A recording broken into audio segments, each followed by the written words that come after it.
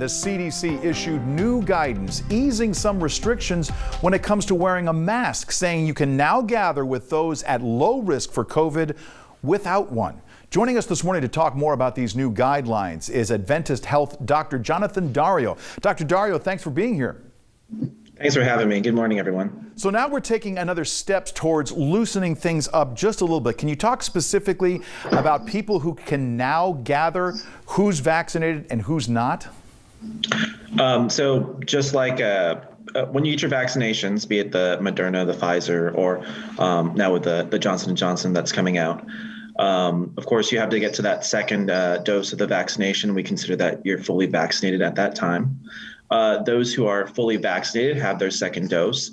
They do now say they ease the regulations for them that now that they become low risk of having severe symptoms for coronavirus. The hope is that their immune response will now help them, one, stop the spread from them, as well as protect them from getting really sick from the infection.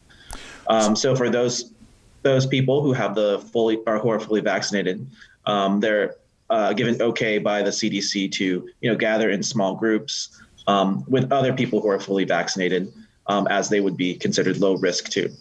But if you're to do a gathering with other people who are unvaccinated, other people who are maybe at higher risk, those who are have those comorbidities, those lung problems, diabetes, high blood pressure, heart disease, things like that, that if they were to get sick with a coronavirus infection, you wouldn't want them to be exposed in any way, because you still wouldn't want them to get sick from the infection or risk their life for them. And we are talking specifically about these gathering in small groups. We're talking about family gatherings as far as these guidelines when it comes to people who have been vaccinated and who they're around.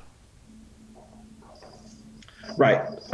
So right now they're recommending that, like, for the households that have fully vaccinated between that household now becomes much more low risk, because the hope is now that you're building up immunity, even if you were to be exposed, you wouldn't be a severe infection, you wouldn't spread as much of the virus, and then essentially those within that household should be safer.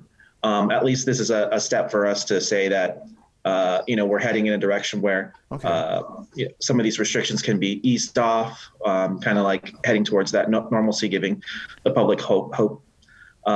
As well as, if you're not in those groups, it's still recommended that you wear your mask, you wash your hands, follow social distancing when you're outside and out and about. Can I ask you this?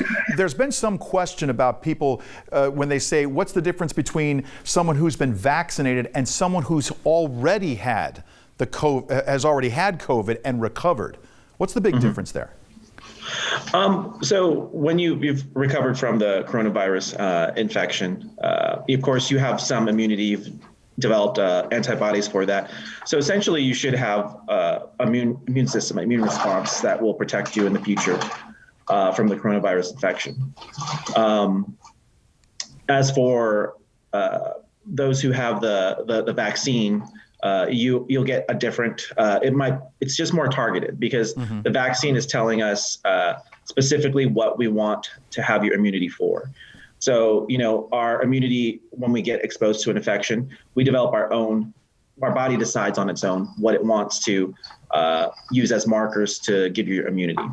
In the case of a vaccine, we're telling the body to have a specific immunity to a specific protein or marker or antigen that is on the virus itself. And Dr. Dario, we're out of time, but I need to ask you this real quick. So someone who has had COVID and recovered, do you still recommend that they get vaccinated?